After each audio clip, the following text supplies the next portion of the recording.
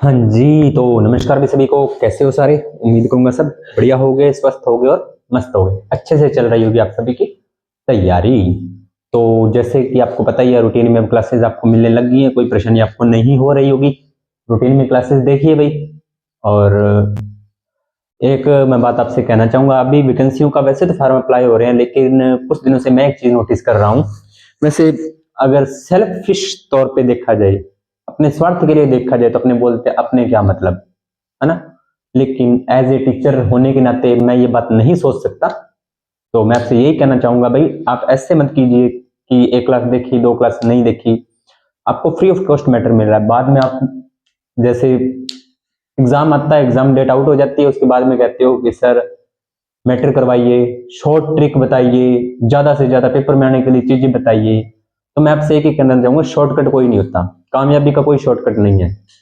कामयाबी का कोई शॉर्टकट नहीं है। सिर्फ जो मेरा एक्सपीरियंस आज तक मैंने अपनी लाइफ से ऑब्जर्व किया है, शॉर्टकट किसी चीज का नहीं होता। आप मैराथन 3 घंटे के मैराथन क्लास साइंस के देख के और कहोगे कि मैं एग्जाम क्रैक कर लूं, तो भाई नहीं होगा, क्योंकि आजकल एग्जाम का ट्रेंड बहुत बढ़ रहा है। मैं आपको एक चीज दिखाता हूँ, ठीक है? ये देखो, मैं आपको बहुत बार बुक से जिक्र करता हूँ ना कि मैं आपको इस बुक से साइंस करवाता हूँ। हाँ, मैं आपको इसी बुक से साइंस करवाता हूँ। तो हमने फिजिक्स की कितनी क्लासें डाल दी, देख ली होगी सभी ने। अभी फिजिक्स की इतने पेज कवर हुए उन क्लासों में से, इतने, सिर्फ इतने। अभी और कितनी पड़ी है फिजिक्स? तो लगभग इतनी आपको मैं बताऊं कितनी पड़ी है, चलो मैं आज आपको बता ही देता हूँ। इतनी फिजिक्स अभी और पड़ी है आपको करवाने वाली। फिर ये केमिस्ट्री शुरू होगी, तो केमिस्ट्री हमने अभी तक जो कवर की है वो कहां तक कर ली मैं आपको बताता हूँ। लगभग अपने यहां तक केमिस्ट्री कवर की है, इतनी केमिस्ट्री हुई है। बायोलॉजी की बात करें तो बायोलॉजी अपने यहां से शुरू होती है। मैं आपको दिखाता हूं।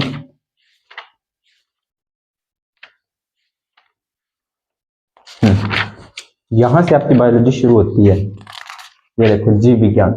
और मैंने अभी आप तक आपको करवाया इतने पेज।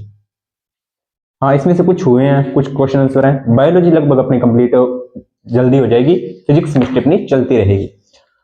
तो अगर मैं आपको शॉर्ट टिकर 3 घंटे में कंप्लीट फिजिक्स, कंप्लीट केमिस्ट्री और कंप्लीट बायोलॉजी, मैराथन क्लास कब लेनी चाहिए? मैं आपको एक चीज बताता हूँ, मैराथन क्लास आप तब लीजिए जब आपका सारा सिलेबस कवर है, सारी चीजें आपको पता है, तब मैराथन क्लासेस लेने का फायदा होता है। अदरवाइज कोई फायदा नहीं होता, कुछ भी नहीं। मैंने भी बहुत मैराथन क्लास ली है, नहीं होता मैराथन से। टॉपिक को डीपली पढ़ना पड़ता है। जब मैं भी पढ़ाता नहीं था ना, तब मैं आपके जैसे ही मैं करता था, मैराथन क्लास ली, एग्जाम दे, नहीं निकलते एग्जाम। तो भाई रूटीन में क्लास लो, एग्जाम आते हैं, उसके बाद में फटाफट देखते हो, चलो आप सिलेबस कवर कर लेते हो, ऑनलाइन कोर्स लेके सिलेबस कवर होता है, तैयारी नहीं होती। तो अभी से अपनी की क्लासेस को मैं तो आपको ये बोल रहा हूँ, अगर आप डेली को आपको एक दो क्लासेस में साथ के साथ कवर करते चलोगे तो आपको प्रॉब्लम नहीं आएगी, किसी भी कॉम्पिटिटिव एग्जाम के लिए नहीं आएगी। कंप्लीट साइंस, किसी भी कंपटीशन को उठा लो जहां पर साइंस लगती है, तो कोई चेंज नहीं होगा साइंस में, कोई भी चेंज नहीं होगा, वही रहेगी। तो मैं आपसे रिक्वेस्ट करता हूं, या जो भी है, आप कंप्लीट टॉपिक को देखें और कंप्लीट उसका, मैं जरूरी है मुझसे देखें, जहां से आपको अच्छा लगता है वहां से देखें, ठीक है? हाँ, मैं मेरे से देखने को ऐसे बोल रहा हूँ क्योंकि मैं इस बुक में लाइन टू लाइन आपको कवर करवाता हूँ। जो मुझे चीज लगती है आपको बतानी चाहिए, वो मैं चीज आपको बताता हूँ। चलो, बातें बहुत हो गई हैं। अपना टॉपिक चला था उष्मा। तो उष्मा में आज अपनी दूसरी क्लास है और इसमें उष्मा टॉपिक को करते हैं कंप्लीट। और दूसरा क्लास में अपने करेंगे ताप मापी। नाम से पता लग रहा है, ताप मापी। ताप यानी टेम्परेचर, मापी का मतलब मापने वाला। तो ताप मापी क्या होते हैं?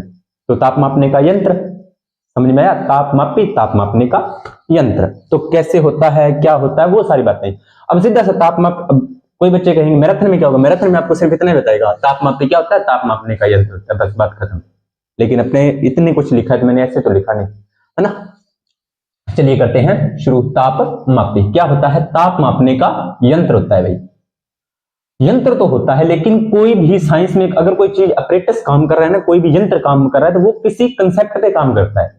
आपने सुना होगा कि कंसेप्ट क्लियर होने चाहिए। जब हम 11th-12th क्लास में होते थे ना, तो हम ना एक चीज को नोटिस करते थे, कंसेप्ट क्या होते हैं, कि कंसेप्ट क्लियर होने चाहिए। कंसेप्ट क्लियर मतलब उसका डीप में, गहराई में पता होना चाहिए। कंसेप्ट का मतलब होता है कि हमें उसके बारे में पता होना चाहिए, ये चीज कैसे काम कर रही है, उसका सैद्धांतिक तरीका क्या है काम करने का, वो हमें पता होना चाहिए। तो इस, अब कोई भी चीज काम करती है, ऐसे तो करती नहीं, है ना।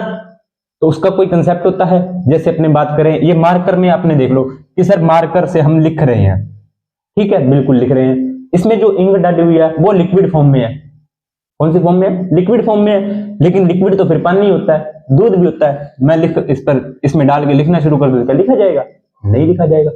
या चलो आप पानी तो कलर ला सकता है, उसमें कलर मिला के मैं लिखना शुरू कर दूं, क्या लिखा जाएगा? नहीं लिखा जाएगा। तो इस पर कंसेप्ट काम करेगा घर्षण। घर्षण की वजह से लिखा जा रहा है ना, वो चीजें होती है। तो तापमापी क्या होता है? ताप मापने का यंत्र होता है आपका, ठीक है। अगली बात क्या है? जो तापमापी यंत्र होता है वो किसी पदार्थ, कोई भी पदार्थ लिया जाता है, उसमें कोई भी पदार्थ, तो पदार्थ का कोई गुण लिया जाता है, कोई भी गुण लिया जाता है जो ताप पर निर्भर करता है। तापमापी यंत्र बनाएंगे तो उसमें कोई ना कोई पदार्थ का यूज करेंगे, और पदार्थ का ऐसा गुण हमें उसमें यूज करेंगे जो कि ताप पर निर्भर होगा, जो कि क्या होगा?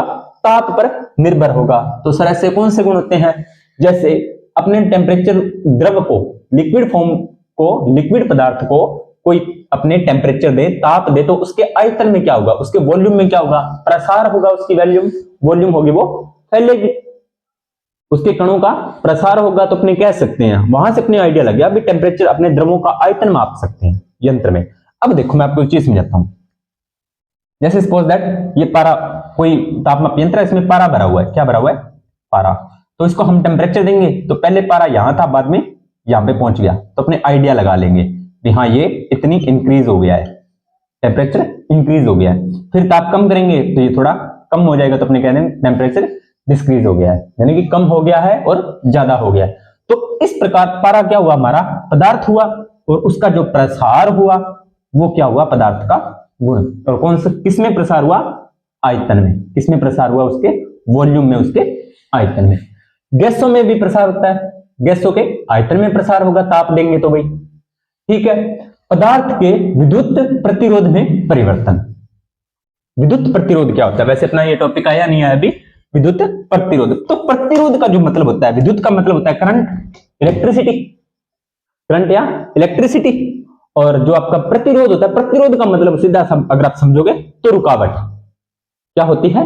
रुकावट होती है।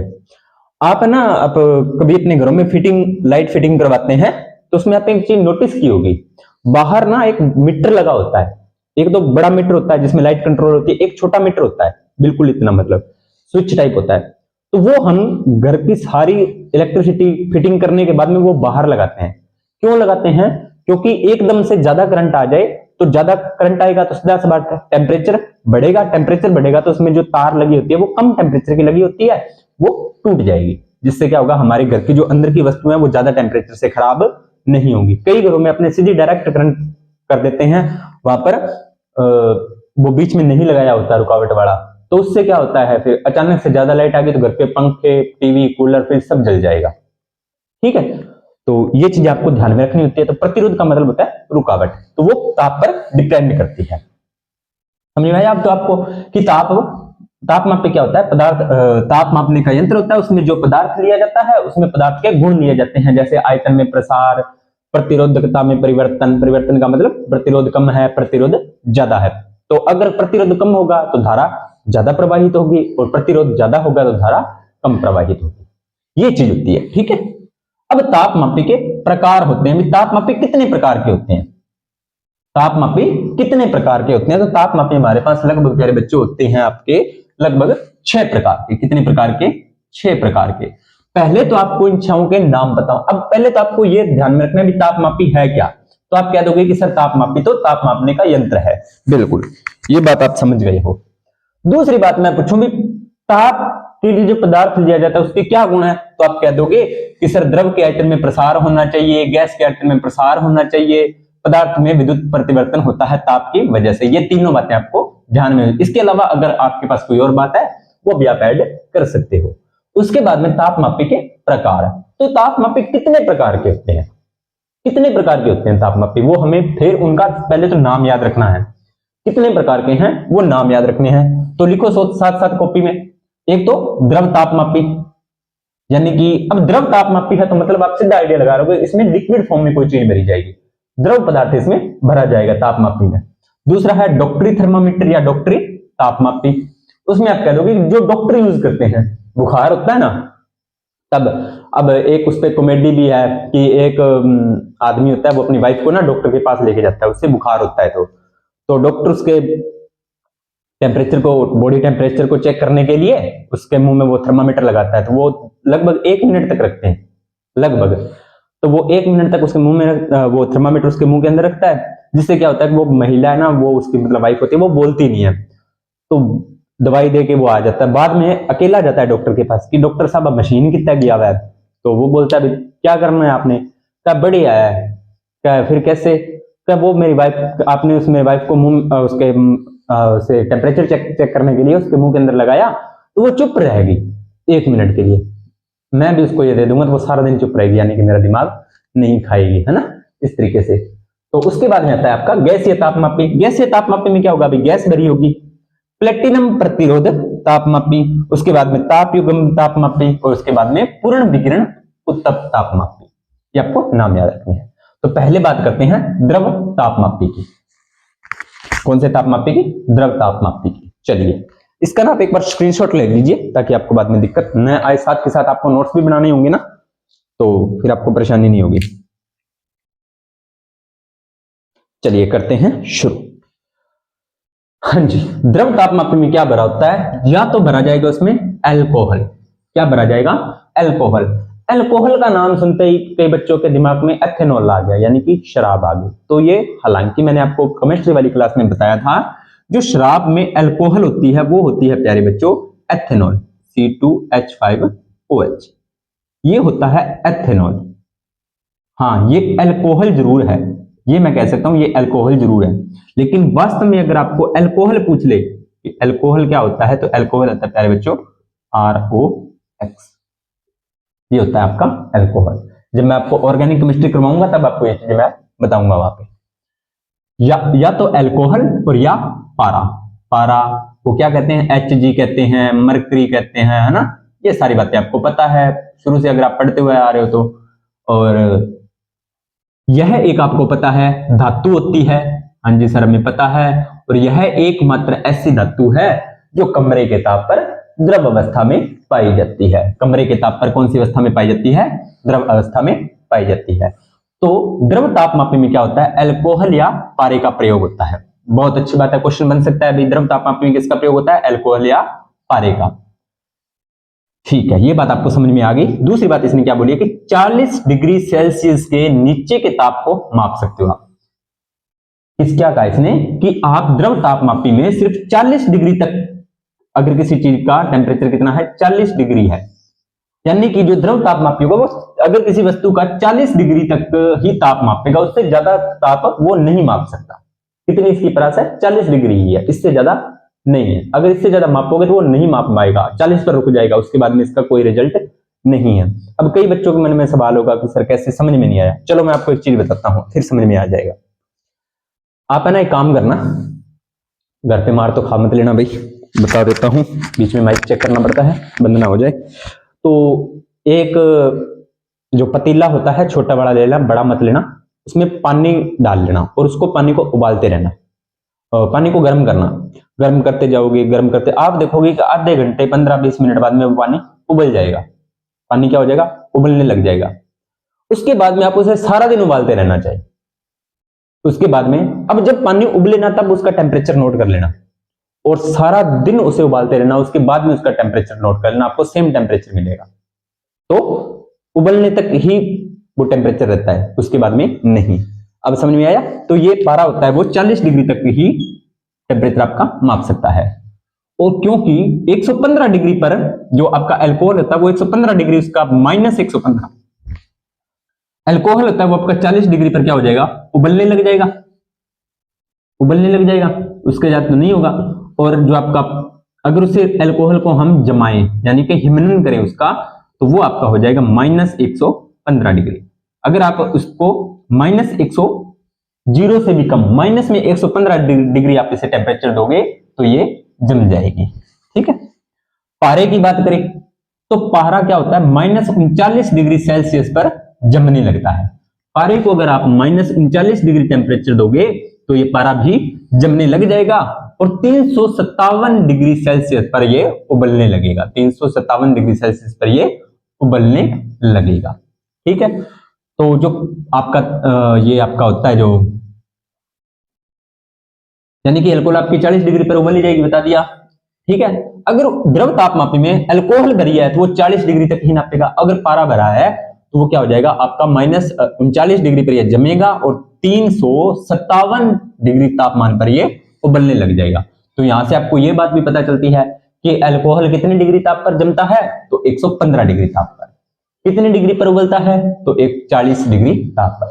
फिर पारे की बात कर ले कि पारा कितने डिग्री पर जमता है, तो आप कह दो कि -39 डिग्री पर ये जमने लग जाएगा और 357 डिग्री तापमान इसे आप दोगे, 357 डिग्री सेल्सियस आप इसे तापमान दोगे तो ये पारा होगा वो आपका उबलने लग जाएगा।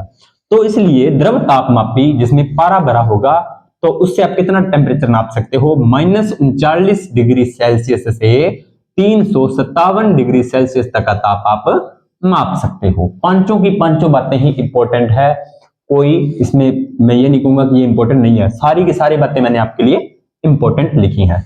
यहां पर आपका द्रव तापमापी हो गया कंप्लीट। उसके बाद में अगला क्वेश्चन है, अगला जो तापमापी यंत्र है वो है आपका डॉक्टरी तापमापी या डॉक्टरी थर्मामीटर। तो यहां पर मैं आपको एक क्वेश्चन और याद करवाना चाहूंगा कि डॉक्टरी थर्मामीटर की खोज किसने की थी। बड़ा ही इंटरेस्टिंग क्वेश्चन है, डॉक्टरी थर्मामीटर की खोज किसने की थी। बहुत बार आपको करवा चुका हूं, चलो मैं आपको बता ही देता हूं। इसकी खोज की थी फ़ारेनहाइट ने, या आविष्कार किया था या खोज की थी फ़ारेनहाइट, याद रखना है, पूछा गया क्वेश्चन है ये। तो डॉक्टरी थर्मामीटर कहां पर उपयोग होता है, कौन सी चीजों में उपयोग होता है या किन चीजों के ताप मापने में प्रयोग किया जाता है। तो सीधा सीधा क्वेश्चन है, मानव शरीर का तापमान ज्ञात करने के लिए, ह्यूमन बॉडी का टेम्परेचर ज्ञात करने के लिए। तो डॉक्टर खुद मानव है, डॉक्टर खुद इंसान है, वो इंसान तो फिर इंसानों का ही ताप मापेगा, है ना। तो चलो ये तो उसने मान लिया, डॉक्टरी थर्मामीटर हो गया, फ़ारेनहाइट ने खोज की थी, मानव शरीर के तापमान के लिए मापा जाता है। थोड़ा सा मैं आपको याद करवाने का प्रयास करूंगा, ह्यूमन बॉडी का टेम्परेचर कितना होता है। सर ह्यूमन बॉडी का टेम्परेचर होता है 37 डिग्री सेल्सियस। कितनी डिग्री, 37 डिग्री सेल्सियस होता है सर, बिल्कुल। तो थोड़ा सा बायोलॉजी याद करो, जो अपना वृषण होता है, वृषण को टेस्टिस बोलते हैं ना, हाँ टेस्टिस ही बोलते हैं। तो इस टेस्टिस का टेम्परेचर कितना होता है सर, 37 से कम होता है। तो अगर पूछे तो याद रखना है प्यारे बच्चों, 35 डिग्री सेल्सियस होता है। वृषण का टेम्परेचर कितना होता है, 35 डिग्री सेल्सियस होता है। सर पूरी बॉडी का तो 37 है और इसका 35 क्यों है, तो ये जब मैं आपको जनन तंत्र करवाऊंगा, मानव जनन तंत्र में नर जनन तंत्र करवाऊंगा, तो वहां बताऊंगा इसकी पूरी प्रोसेस भी क्यों होता है, कैसे होता है ना। ठीक है, चलिए मानव शरीर के तापमापन के लिए, मानव शरीर का ताप एक छोटे परिसर के बीच बदलता रहता है। मतलब मानव शरीर का तापमान होना वो छोटे से परिसर में क्या होता है, बदलता रहता है। आप थोड़ी सी गर्मी में जाओगे तो आपको पसीना आने लग जाएगा, थोड़ी सी गर्मी वाली जगह पे जाओगे नॉर्मली तो आपको पसीना आने लग जाएगा, थोड़ी सी आप सर्दी वाली जगह में जाओगे तो आपको सर्दी लगने लग जाएगी। फिर हमारी बॉडी आपको पता है एंटी रिएक्टेंट है, सामने से प्रतिक्रिया देती है, गर्मी लगेगी तो हमें पसीना आएगा जिससे बॉडी संतुलित होगी और टेम्परेचर मेंटेन हो जाएगा। अगर सर्दी लगेगी तो ठिठुरन होगी, बॉडी में कंपन महसूस होगी जिससे बॉडी में टेम्परेचर मेंटेन हो जाएगा। वो मैं आपको पीछे वाली क्लास में बता चुका हूं, एक शॉर्ट वीडियो बनाई थी ना कि हमें गर्मियों में गर्मी क्यों लगती है और सर्दियों में सर्दी क्यों लगती है, वो वाली वीडियो आप देख सकते हो। चलिए, इसका न्यूनतम बिंदु होता है किसका, डॉक्टरी थर्मामीटर का।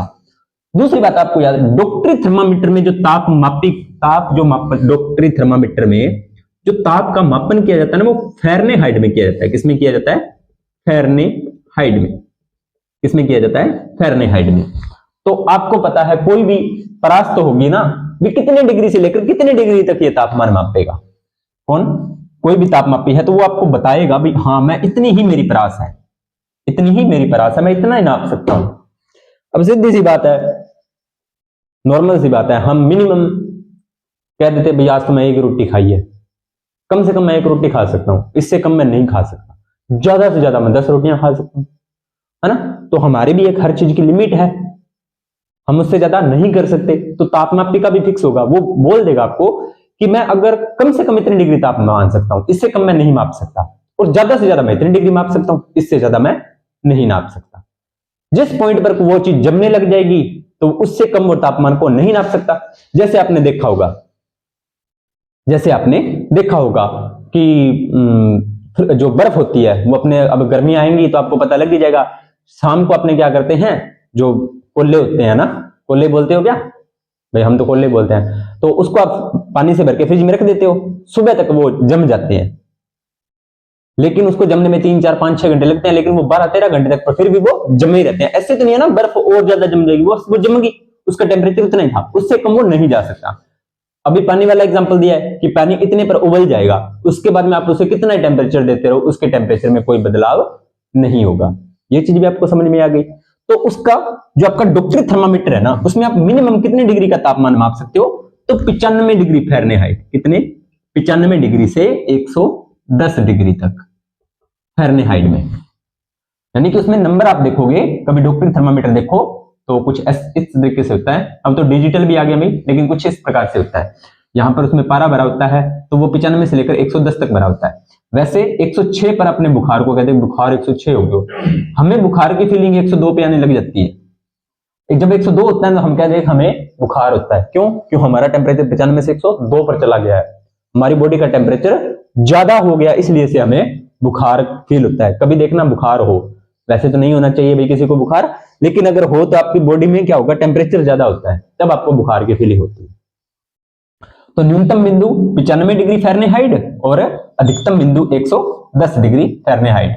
अब ये 110 से ज्यादा नहीं नाप सकता कौन, डॉक्टरी थर्मामीटर होगा, वो 110 डिग्री से ज्यादा ताप को नहीं नाप सकता। यानी कि अगर सेल्सियस में बात करें तो 35 डिग्री इसका न्यूनतम और 43 डिग्री इसका अधिकतम। 35 डिग्री सेल्सियस, वो देखो, अब देखो मैंने बोल दिया ना डॉक्टर 35 डिग्री सेल्सियस, यहाँ पर प्रश्न का टेम्परेचर भी मैंने आपको 35 डिग्री सेल्सियस ही बताया था, ठीक है।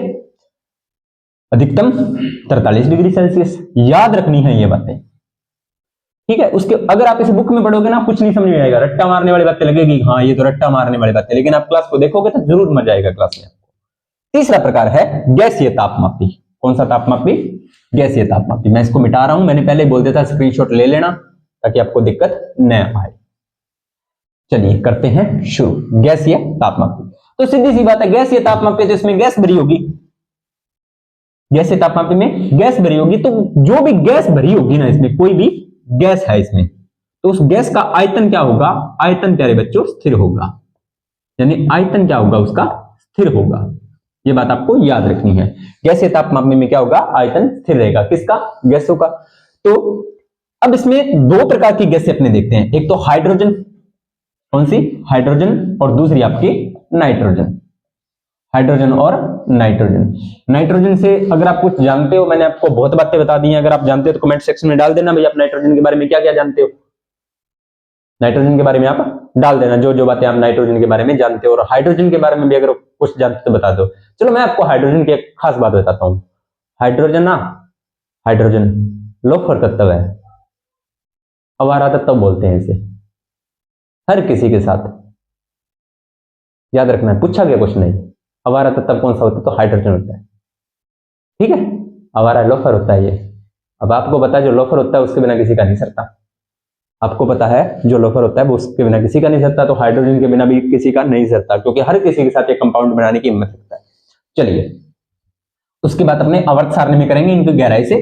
तो इसमें अगर हाइड्रोजन गैस भरी हो, किसमें, गैसीय तापमापी में अगर हाइड्रोजन गैस भरी हो तो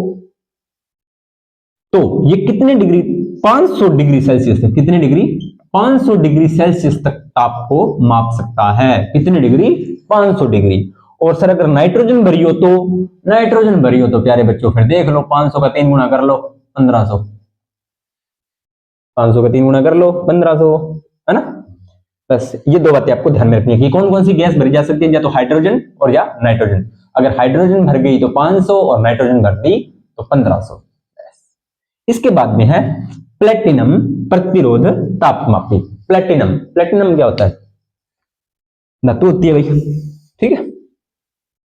चलो प्लेटिनम की अब थोड़ी सी बात कर लेते हैं। प्रतिरोध यानी कि अब ये विद्युत धारा पर थोड़ा बहुत काम करेगा। अब यहां पर विद्युत धारा का काम होगा, क्योंकि हमने आयतन को देख लिया है ना, आयतन को देख लिया और टेम्परेचर को देख लिया। अब देखेंगे प्रतिरोध तापमापी। तो 200 से 1200 डिग्री, यानी कि 200 डिग्री सेल्सियस से 1200 डिग्री सेल्सियस तक का तापमापन कर सकता है प्लेटिनम प्रतिरोध तापमापी। यानी कि 200 से कम ये बात ही नहीं करता और 1200 से ज्यादा कर नहीं सकता। 200 से कम ये बात नहीं करता। ये अगर इसके पास आ गया ना कोई 198 वाला, भी मेरा टेम्परेचर नाप के देगा, नहीं इससे कम हम बात नहीं करते। अगर 1300 वाला, ये कहता है भाई साहब मेरे बस की बात कोई नहीं। दोनों बातें होती है ना। जैसे मैं अब आपको बोलूं कि मैं आपको 10th तक केमिस्ट्री करवा सकता हूं, तो 8वीं क्लास की केमिस्ट्री करवा ही सकता हूं, लेकिन अब मुझे बोलोगे सर बीएससी की केमिस्ट्री करवा दे, नहीं मेरे बस की बात कोई नहीं वो चीज। तो इनकी भी बरास है। बस ये बात इसमें आपको इतनी याद रखनी है। अब आ गया ताप युग्म तापमापी। कौन सा? ताप युग्म तापमापी। ताप युग्म तापमापी फिर उससे कम है, ये भी कहेगा मैं के कम थोड़ी हूं, है ना। ले भाई तुम भी बता दो तेरी बताओ। इसकी सुन लेते हैं, ये क्या कहता है ताप युग्म तापमापी। चलिए, ताप युग्म तापमापी कहता है कि मैं 200 से तो कम बात ही नहीं करता, यानी कि 200 से कम मैं ताप को नहीं नाप सकता, और अधिकतम भाई साहब मैं 1600 डिग्री तक की नाप सकता हूं। कितने? 1600 डिग्री सेल्सियस, इतना ही नाप सकता हूं, इससे ज्यादा अपनी कौन पार पड़ा है। ठीक है जी। तो इसमें होता क्या है वो थोड़ा सा बताया है एक सीबेक प्रभाव के द्वारा। कौन सा प्रभाव? सीबेक प्रभाव, अलग से है भाई सीबेक प्रभाव। तो ये सीबेक प्रभाव क्या होता है, याद रखना है। कौन सा प्रभाव? देखो ताप युग्म तापमापी है, उसमें आपको इतना ध्यान रखना है कि 200 डिग्री से 1600 डिग्री तक ताप आप माप सकते हो। अब इसके बाद में एक अलग से प्रभाव दिया है सीबेक प्रभाव। इसमें क्या होता है कि जब दो भिन्न भिन्न धातु, लो भी क्या होगी, दो धातु होगी, क्या होगी, दो धातु, कौन सी? वो भी अलग अलग, एक जैसी नहीं, दो अलग अलग, दो भिन्न भिन्न धातुओं की तारों को जोड़ दो। यानी कि एक आपने कोई धातु ले ली, एक धातु एक्स ले ली और एक धातु आपने वाई ले ली, इन दोनों की आपको तारों को आपने जोड़ दिया, ज्वाइंट्स कर दिया। उसके बाद में कंप्लीट आपने बंद परिपथ तैयार कर दिया। क्या कर दिया आपने? बंद परिपथ। बंद परिपथ। अब कई बच्चे बोलेंगे सर परिपथ क्या होता है, तो आपको अगला जो अपना चैप्टर होगा विद्युत स्थितिकी, तो मैं आपको उसमें सारा बताऊंगा। ठीक है, अपना वो फिजिक्स का मोस्ट इंपोर्टेंट टॉपिक है विद्युत वाला, करेंगे उसको भी। तारों को जोड़कर एक बंद परिपथ बनाते हैं तथा इस परिपथ की संधियों, संधियों का मतलब जोड़ होता है ना, संधियों का मतलब जोड़। रवि सर बताते हैं आपको बहुत अच्छे तरीके से करवा दिया। यहाँ पर वैसे जोड़ का मतलब, वहां पर शब्दों का संधि हो रहा था, यहाँ पर तारों की संधि हो रही है। बस संधियों को अलग अलग ताप पर रखते हैं। अब एक इसको अलग ताप पर रख दिया, इसको अलग ताप पर रख दिया, तो परिपथ में धारा बहने लगती है। तो क्या होगा? परिपथ में धारा बहने लग जाएगी, यानी कि परिपथ में अपने आप ही धारा बहने लग जाएगी, बहने लगती है। तो इस धारा को क्या कहते हैं? ताप विद्युत धारा। क्या कहते हैं इसको? ताप विद्युत धारा कहते हैं, और इस प्रभाव को सीबेक प्रभाव कहते हैं। बस क्या करना है? कुछ नहीं करना। दो, इन्होंने कहा है कि आप दो भिन्न भिन्न धातुओं की दो तारें ले लो, उन तारों को आपस में जोड़ दो। ठीक है, जोड़ने के बाद में आप एक बंद परिपथ बना लो, बंद परिपथ बना लो, कंप्लीट सर्किट बना लो। उसको सर्किट को आप अलग अलग जो संधियां होगी वहां पर आप क्या करो, अलग अलग टेम्परेचर दो। अलग अलग टेम्परेचर दोगे तो उस परिपथ में एक धारा प्रभावित होने लग जाएगी, करंट फ्लो होने लग जाएगा। जैसे ही करंट फ्लो होगा तो वही क्या होगा? आपका ताप विद्युत धारा कहलाएगी। और ये जो सारा सिस्टम हुआ है उस प्रभाव को बोलेंगे सीबेक प्रभाव। बस कुछ नहीं है। इसके बाद में अगले थर्मामीटर की बात करते हैं, वो मोस्ट इंपोर्टेंट है भाई। वैसे तो सारे मोस्ट इंपोर्टेंट है, पर ये थोड़ा सा ज्यादा हो जाएगा।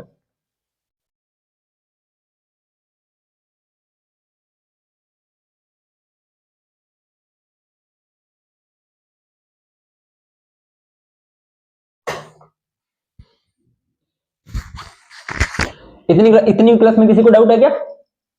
अगर हो तो भाई कमेंट सेक्शन में डाल देना, क्योंकि मैं तो रिकॉर्ड कर रहा हूं। रवि सर बैठे हैं मेरे पास में। चलिए करते हैं आगे शुरू। पूर्ण विकिरण उत्तम तापमापी, यानी कि उच्च तापमापी, यानी कि पूर्ण विकिरण। इसमें क्या होगा? विकिरण की बात होगी। और उत्तम तापमापी यानी कि बहुत ज्यादा ताप मापने वाली बात। तो अत्यधिक ऊंचे व दूर स्थित वस्तु, यानी कि वस्तु क्या हो, या तो बहुत ऊंची हो या बहुत दूर। जैसे कि फॉर एग्जांपल सूर्य। सूर्य को आप देख तो सकते हो, है ना, देख सकते हो, लेकिन कभी उसको टच किया है? नहीं, कोई भी नहीं कर सकता, क्योंकि उसका टेम्परेचर बहुत ज्यादा है, बहुत ज्यादा, इमेजिनेशन से भी परे, है ना। तो आदि का ताप मापा जाता है, फिर भी उसका टेम्परेचर मापा जाता है। तो आपको ये बात ध्यान में समझ में आ गई, इसका जो ताप मापा जाएगा ना वो बहुत ज्यादा टेम्परेचर होगा ना इंजन का, बहुत हजारों की संख्या में, तो उनके ताप मापने के लिए जो यंत्र होगा वो होगा पूर्ण विकिरण तापमापी। ये जो विकिरण तापमापी है, मैंने आपको शुरू में बोला था कि उसका कोई ना कोई सिद्धांत होगा, तो इसका सिद्धांत था वो स्टीफन के नियम पर आधारित था। किसके नियम पर? स्टीफन। तो स्टीफन भाई एक वैज्ञानिक था, ठीक है, अपनी बात करेंगे आगे इसके बारे में, और अगर हुआ तो सिलेबस में, नहीं तो जो 12th वाले बच्चे हैं जो 11th 12th की फिजिक्स पढ़ते हैं उनको इनके बारे में पता होगा। तो स्टीफन ने नियम दिया था ताप से संबंधित। उसने कहा कि इस नियम के अनुसार उच्च ताप पर उसी वस्तु से उत्सर्जित विकिरण की मात्रा इसके परम ताप के घात 4 के अनुक्रमानुपाती होती है। इसने कहा कि मान लीजिए कोई वस्तु है x, तो उसका कोई ना कोई परम ताप तो होगा, उसका क्या होगा? कोई परम ताप होगा, तो उस परम ताप की घात होगी 4। अब इसका मान लीजिए परम ताप 2 है, 2 की घात 4 को सोल्व करोगे तो क्या आएगा आपका आंसर? 2 इंटू 2 इंटू 2 इंटू 2 क्या हो जाएगा? 4 8 16, है ना? इस तरीके से। ये इसका 2 है नहीं, मैं आपको ये घात का मतलब बताया है, ठीक है। चलिए, तो इसने कहा है कि कोई वस्तु x, उसका जो परम ताप होगा उसकी घात 4 के अनुक्रमानुपाती क्या होगी? उत्सर्जित विकिरण की मात्रा। किसकी मात्रा? उत्सर्जित विकिरण की, कि वो कितनी विकिरण उत्सर्जित कर रही है। उत्सर्जित विकिरण समानुपाती परम ताप की घात 4। ये स्टीफन का नियम था। तो इसकी अभी ये तो नियम था, ये आपको ध्यान में रखना ही है। स्टीफन का क्या नियम था कि उच्च ताप पर, ताप क्या है? उच्च है, तो मैंने आपको पहले बोल दिया है कि बहुत ज्यादा ताप वाली, तो उच्च ताप पर किसी वस्तु की उत्सर्जित विकिरण की मात्रा उसके परम ताप के अनुक्रमानुपाती होती है 10। तो अब क्या कहता है कि किसी निश्चित समय में वस्तु द्वारा उत्सर्जित विकिरण, कोई वस्तु होगी, उसको आप टेम्परेचर दोगे। अब वहां पर एक दिमाग फिक्स कर लो भाई, जो बहुत ज्यादा टेम्परेचर होगा ना किसी वस्तु का, तो ही वो वस्तु विकिरण उत्सर्जित करेगी, तो ही वो वस्तु क्या करेगी? विकिरण उत्सर्जित करेगी, विकिरण को निकालेगी, किरणों को निकालेगी, अदरवाइज नहीं। समझ में आ रही है मेरी बात? आपने कभी लोहे से विकिरण निकलते हुए देखा है? नहीं, लेकिन सूर्य से निकलती है। वो चीज बताने का मैं आपको प्रयास कर रहा हूं, ठीक है। तो उच्च ताप पर किसी वस्तु से उत्सर्जित विकिरण की कितनी विकिरण हुई है उसकी मात्रा इसके परम ताप के अनुक्रमानुपाती होती है। तो किसी निश्चित समय में वस्तु द्वारा उत्सर्जित विकिरण ऊर्जा की माप कर उस वस्तु के ताप की गणना की जाती है। अब क्या करेंगे? वो विकिरण ऊर्जा का मापन कर लेंगे। कैसे करेंगे? आइंस्टीन का नियम था ना, E बराबर mc स्क्वायर, वो सारी बातें यहां पर लगेंगी। उसके बाद में क्या करेंगे? आप इससे कितना ताप माप सकते हो, ये तो आपको समझ में आ गई है। अगर ये दोनों बातें में कुछ नहीं है, इतना ध्यान रखना है कि स्टीफन का नियम लगेगा। नियम क्या है? उत्सर्जित विकिरण अनुक्रमानुपाती परम ताप की होल 4, बस। तो ये बात अभी आपको समझ में आ गई। तो अब ये कितना ताप माप सकता है, ये इंपॉर्टेंट है। तो ये माप सकता है भाई साहब 800 डिग्री तो मिनिमम होना चाहिए। कितना? 800 से कम तो ये बात ही नहीं करता, और अधिकतम इससे अधिक ताप वो मापन कर सकता है। इससे अधिक कितना भी हो, इससे अधिक करेगा। 800 डिग्री से कम तो बात ही नहीं करेगा। 800 डिग्री से अधिक ताप का मापन कर सकता है, इससे कम नहीं। अगर किसी वस्तु का 800 डिग्री से टेम्परेचर कम है तो उसका मापन ये नहीं कर पाएगा, ठीक है। इसी वजह से या इसी कारण से 800 डिग्री ताप से कम वाली वस्तुएं विकिरण उत्सर्जित नहीं करती। पूछा गया question, very very important question बन सकता है कि कितने टेम्परेचर वाली वस्तुएं हैं वो विकिरण उत्सर्जित नहीं कर सकती। तो आप कह सकते हो कि 800 डिग्री से कम वाली वस्तुएं विकिरण का उत्सर्जन नहीं करती, ठीक है। ये होते हैं आपके थर्मामीटर, जो आपके ताप मापी वो कंप्लीट है, थर्मामीटर कंप्लीट। इसके बाद में अगला है ताप मापने के पैमाने। अब पैमाने आएंगे भी, किसमें मापते हो आप? इकाइयां, पैमाने, है ना। तो नापते हो ताप। अब सीधा मैं लिख दूं कि ह्यूमन बॉडी का टेम्परेचर 37 है। ह्यूमन बॉडी का ताप 37 है। क्या है 37?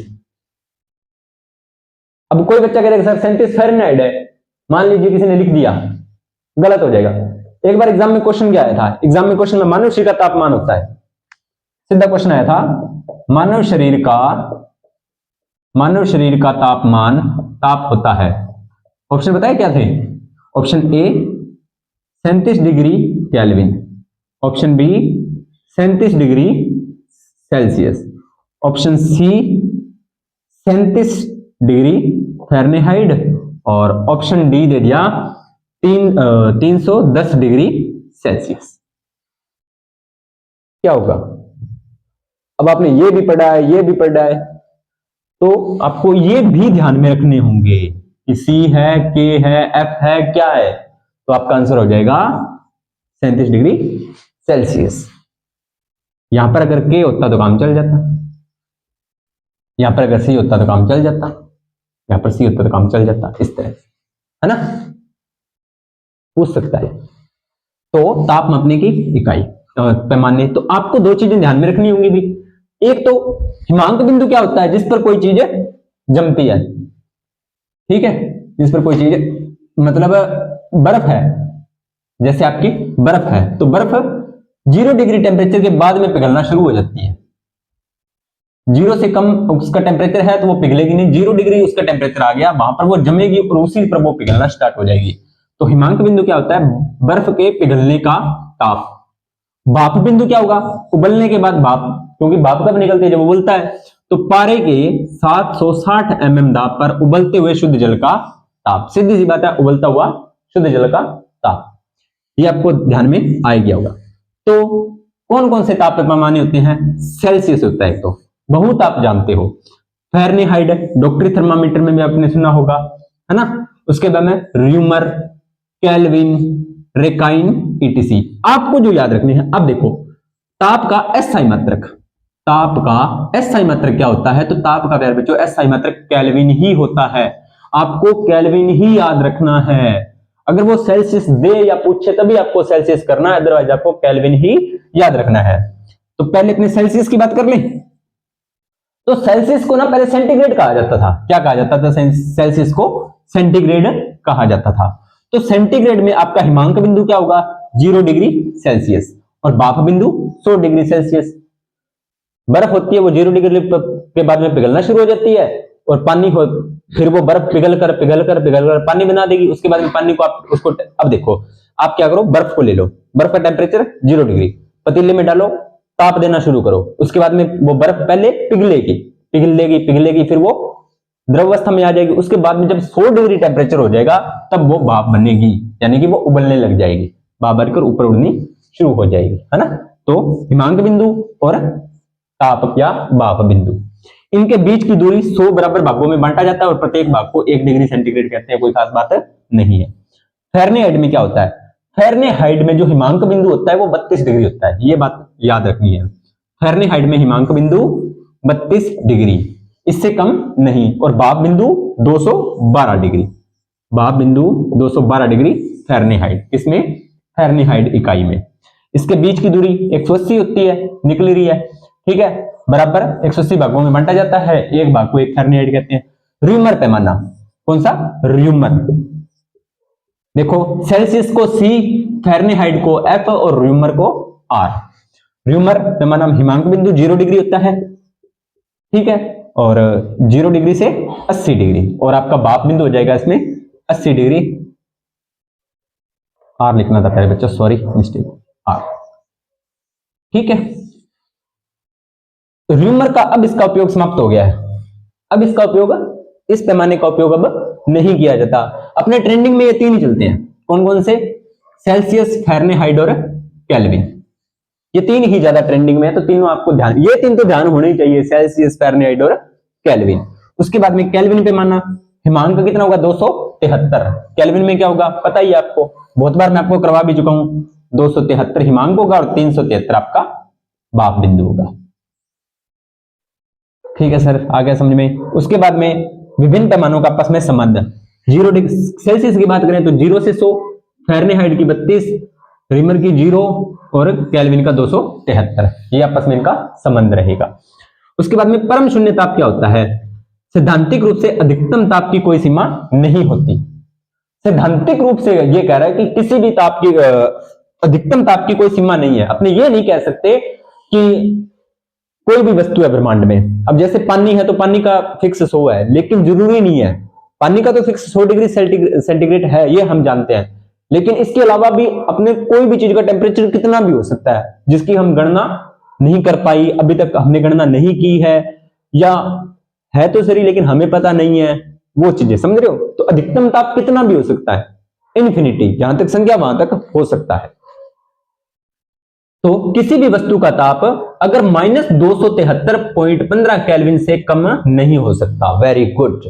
कोई भी वस्तु है ना, तो उसका जो किसी वस्तु का ताप है ना, वो कितना हो सकता है, -273.15 से कम नहीं हो सकता।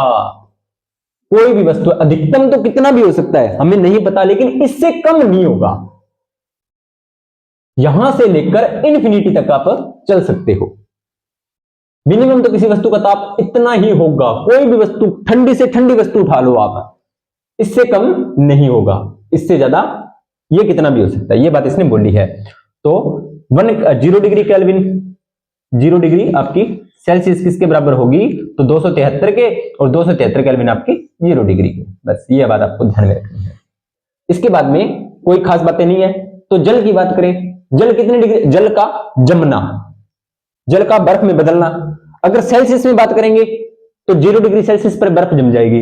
अगर फ़ारेनहाइट बात करेंगे तो 32 डिग्री फ़ारेनहाइट पर बर्फ, जो जल होगा वो जम जाएगा। और अगर केल्विन में बात करें तो 273 पे।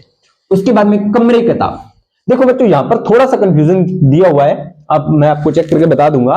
कमरे का ताप वैसे नॉर्मली 25 डिग्री होता है। मैंने एक बुक में 25 डिग्री सेल्सियस भी पढ़ा था। नॉर्मल 25 नहीं, 20 से 25 के बीच में, 20 से 25 के बीच में होता है, लेकिन यहाँ पर 27 दिया हुआ है, और एवरेज कहीं कहीं 23 भी निकल कर आती है।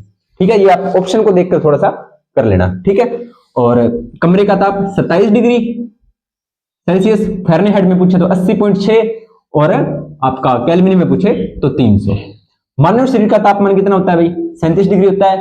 फ़ारेनहाइट में 98 बता दिया। नॉर्मल टेम्परेचर याद रखना है, फ़ारेनहाइट में 98.6 डिग्री, और केल्विन में 310। ये मानव शरीर के तीनों क्वेश्चन पूछे हुए हैं, तीनों से क्वेश्चन डालने हुए हैं एग्जाम में, कि मानव शरीर का तापमान सेल्सियस में होता है 37 डिग्री, फ़ारेनहाइट में पूछ ले तो 98.6, और केल्विन में पूछ ले तो 310। ये तीनों याद कर लेना, एग्जाम में पूछेगा, जहां तक मुझे लग रहा है एग्जाम में ये तीनों आप याद रख ही लेना। यहां से क्वेश्चन उठाएगा, यहां से और यहां से क्वेश्चन पक्का बनता है, इन दोनों से क्वेश्चन कंफर्म बनेगा। उसके बाद में जल का उबलना 100 डिग्री, 212 डिग्री, 373 डिग्री, इसकी बात हम कर चुके हैं, कोई खास बात नहीं। तो ये अपना हो गया टॉपिक। टॉपिक का नाम था तापमापी, टॉपिक का नाम था तापमापी। हो गया, कोई परेशानी नहीं हुई होगी। फिर भी अगर आपको कोई चीज नहीं समझ में आए तो कमेंट सेक्शन में डाल देना और पूछ लेना। उम्मीद करता हूं जानकारी अच्छी लगी होगी। कल अपने केमिस्ट्री का नया टॉपिक स्टार्ट करेंगे, और टॉपिक चलो आपको बता ही दे कौन सा करेंगे, है ना, मैं देख ही लूं आपको क्या टॉपिक को। तो अपने कौन सा करना है, अपने करना है वैद्युत रसायन। हाँ, विद्युत रसायन हो गया अपना। ईंधन शुरू करेंगे भाई, ईंधन। तो ये ईंधन वाला टॉपिक है ना, उन बच्चों के लिए बहुत इंपॉर्टेंट रहने वाला है जो लैब असिस्टेंट जियोग्राफी से तैयारी कर रहे हैं। अभी लैब असिस्टेंट जियोग्राफी से जो तैयारी कर रहे हैं उनके लिए भी यह टॉपिक इंपॉर्टेंट रहने वाला है। साइंस वालों के लिए तो है ही है, उसमें तो कोई दो राय नहीं है, लेकिन जियोग्राफी से जो बच्चे तैयारी कर रहे हैं उनके लिए भी इंपॉर्टेंट है। क्योंकि रवि सर ने जब आपको सिलेबस बताया था अपनी वीडियो में, तो वहां पर मैंने वो टॉपिक देखे थे, तो मुझे ऐसा लग रहा था इनका बेस है जो साइंस ही है, इन टॉपिक्स का जो बेस है वो साइंस ही है। तो अगर आपको बेस क्लियर हो जाएगा तो टॉपिक जल्दी समझ में आएंगे, अदरवाइज एज योर चॉइस। ठीक है, मिलते हैं नेक्स्ट वीडियो के अंदर और नेक्स्ट नए टॉपिक के साथ। तब तक आप सभी का धन्यवाद।